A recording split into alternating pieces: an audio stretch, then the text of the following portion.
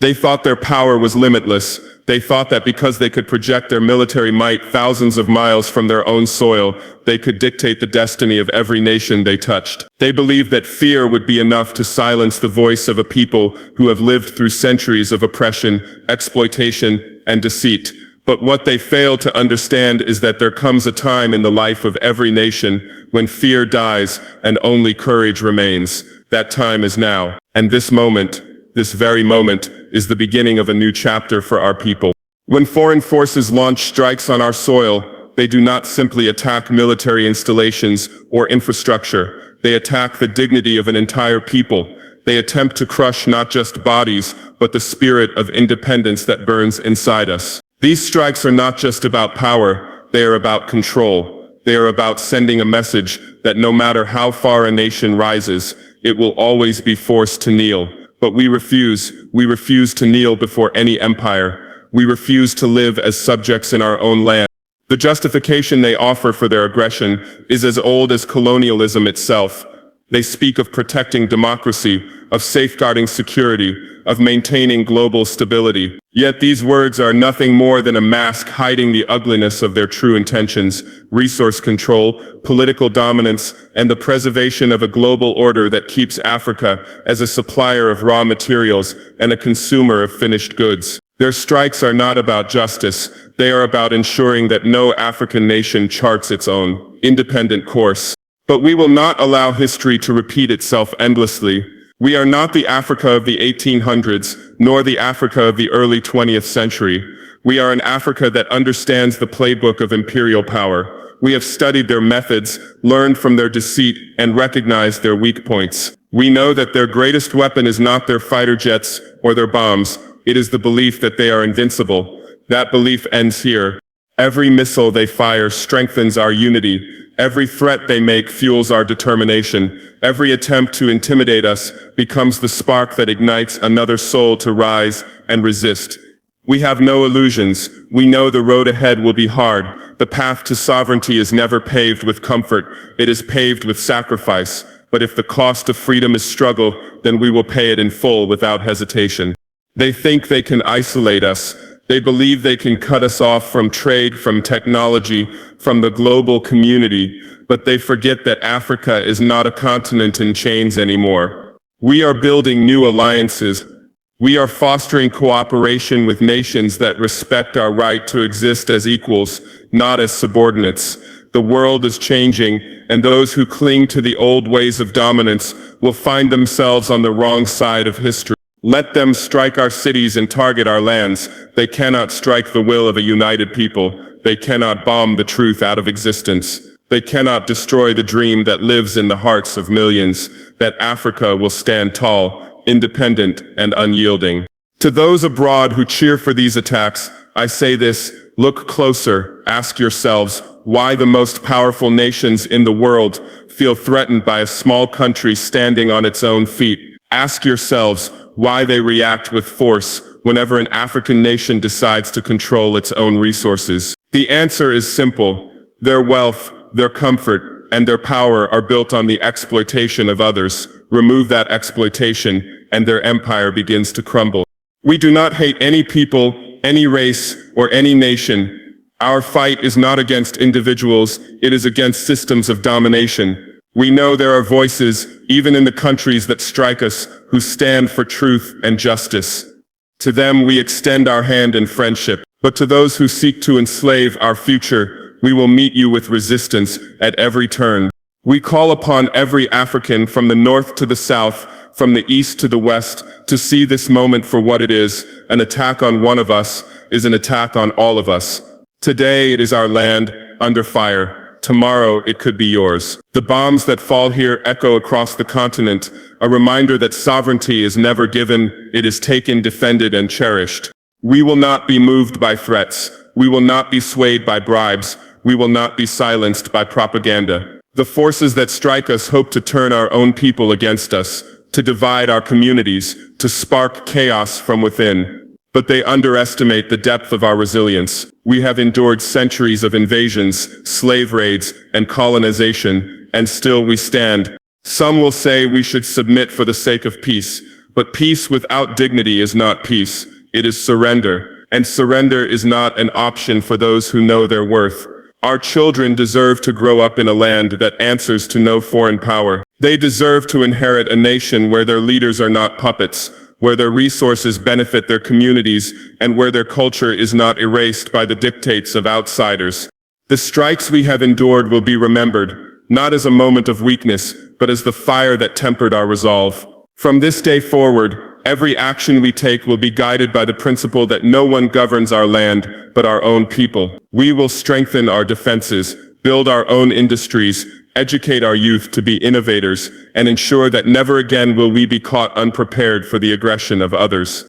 Let those who doubt our resolve hear this clearly: we will not back down. Not today, not tomorrow, not ever. We will speak truth to power, whether that power sits in Washington, Paris, London, or any other capital. We will defend our sovereignty not just with weapons, but with ideas, with unity, and with a vision of a future in which Africa is the author of its own destiny.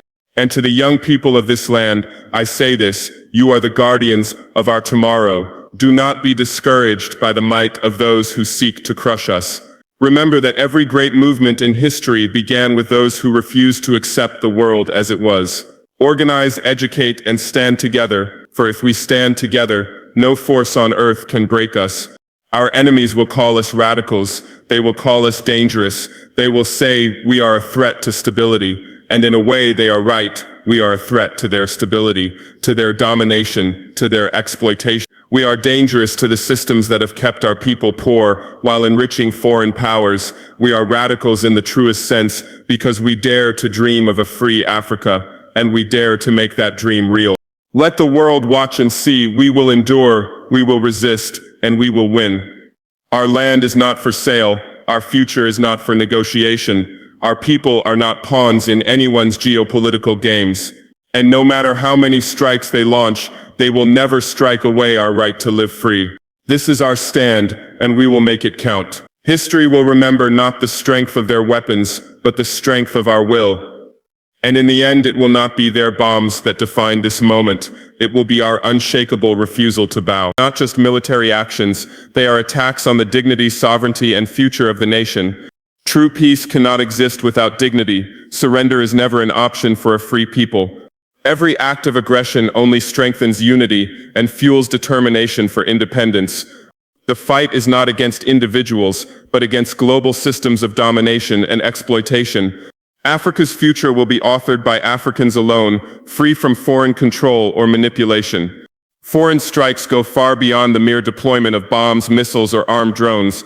They are not isolated military maneuvers conducted in the name of security or stability, as often claimed by those who initiate them. They are deliberate acts of power projection, instruments designed to send a message that sovereignty can be violated at will, that the rights of smaller nations can be trampled without consequence, and that the rules of the powerful are the only ones that truly matter. Such strikes target more than infrastructure. They strike at the very soul of a nation. They instill fear, disrupt the daily lives of ordinary people, and attempt to fracture the unity that binds communities together.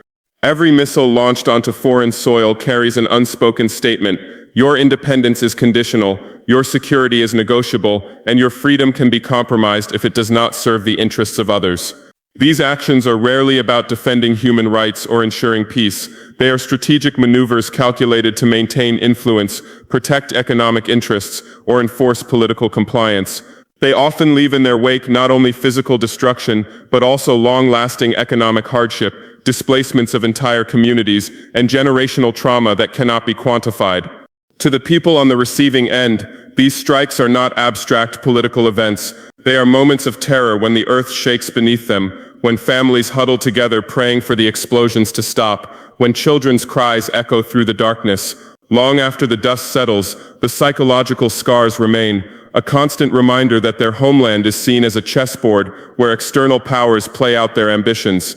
The intent behind such actions is clear: to remind nations of their vulnerability, to compel obedience through fear, and to undermine any path toward genuine independence. Yet history has shown that such tactics often have the opposite effect. While they may cause temporary damage, they also ignite defiance. They awaken a deeper sense of pride, forcing people to stand taller, speak louder, and fight harder for their right to live without the shadow of foreign weapons hanging over them. Foreign strikes are, at their core, a violation of humanity's shared principle, the right of every nation to determine its destiny, free from coercion, and each time such aggression is carried out, it exposes the fragility of the moral claims made by those who commit it. It is not just an attack on land or resources, it is an assault on the idea that all nations are equal. True peace is not simply the absence of gunfire, the halting of bombings, or the signing of political agreements. It is something far deeper, woven into the very fabric of human existence. Without dignity, peace becomes hollow, fragile, and easily shattered. A society where people are silenced, humiliated, and stripped of their identity may be quiet on the surface, but underneath, resentment simmers like embers waiting for a spark. True peace demands that every human being feels valued, respected, and free to live without fear of oppression. Dignity means the recognition of one's humanity. It is the right to walk through the streets without being treated as inferior, to speak without fear of persecution, and to have one's culture, history, and heritage respected. When dignity is denied, people are left with a sense of injustice that no ceasefire can erase. They may put down their weapons temporarily, but their hearts remain in conflict, carrying the weight of humiliation that peace treaties cannot heal. This is why any peace built on the suppression of rights is nothing more than an illusion. Around the world, history shows that when dignity is stripped away, people eventually rise to reclaim it. They may endure suffering for a time, but the yearning to be treated with respect and equality always prevails.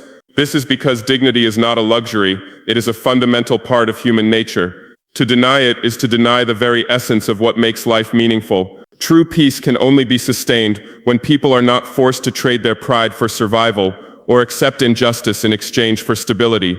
When dignity is upheld, peace flourishes naturally, communities thrive, trust grows, and relationships between nations strengthen. People work not out of fear, but out of hope. Dialogue replaces violence, and mutual respect replaces domination.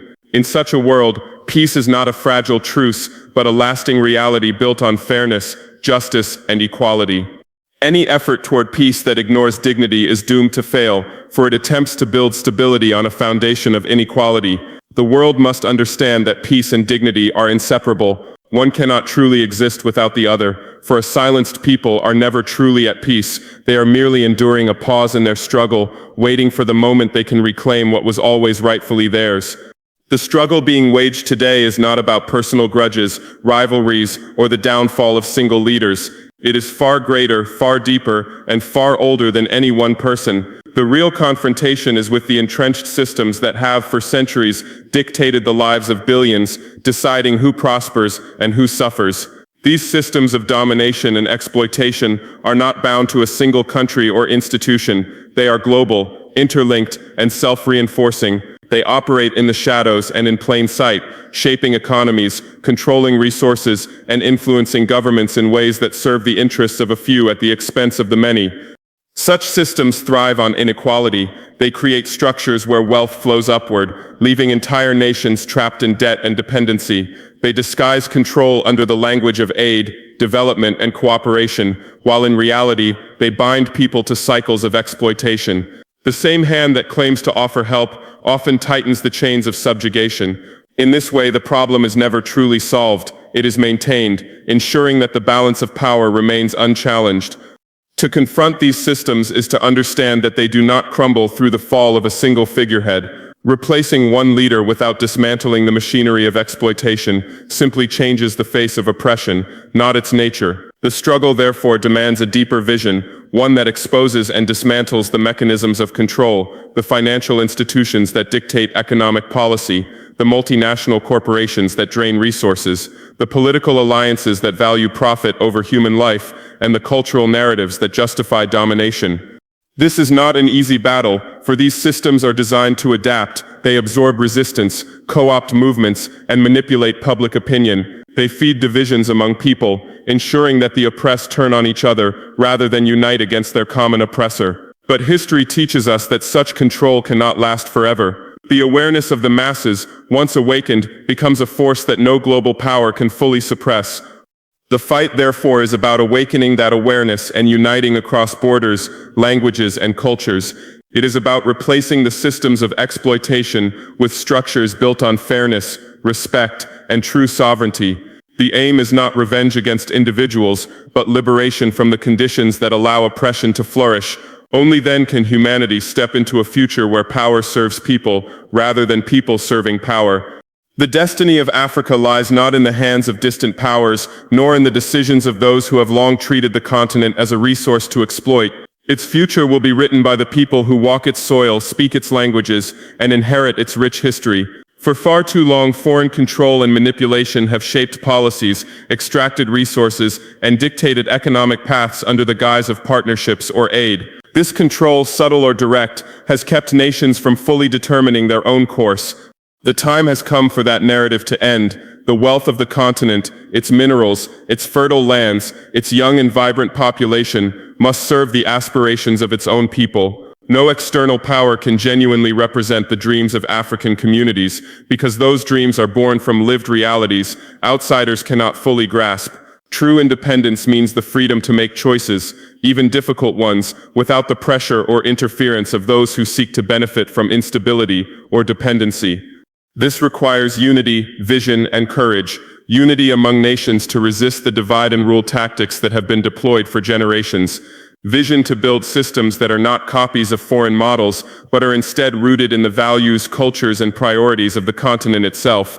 And courage to stand firm when outside forces attempt to derail progress through threats, sanctions, or economic pressure. Africa's future will not be handed down from the boardrooms of international corporations or the meeting halls of foreign governments. It will emerge from local innovation, community-led development, and regional cooperation that prioritizes African interests first. This does not mean isolation from the world. It means engagement on equal terms, where respect replaces exploitation and cooperation replaces control. The journey will not be simple, for the forces that benefit from the status quo will not willingly step aside. They will disguise their influence under new forms and new promises. But a continent determined to author its own story cannot be stopped. Each decision made without foreign strings attached is a step toward real sovereignty. Each investment in African people, rather than foreign profit, is a chapter in a story of true freedom. And when this vision is realized, it will not just transform Africa, it will inspire the world with the undeniable truth that a people, once fully free, can shape their destiny without compromise.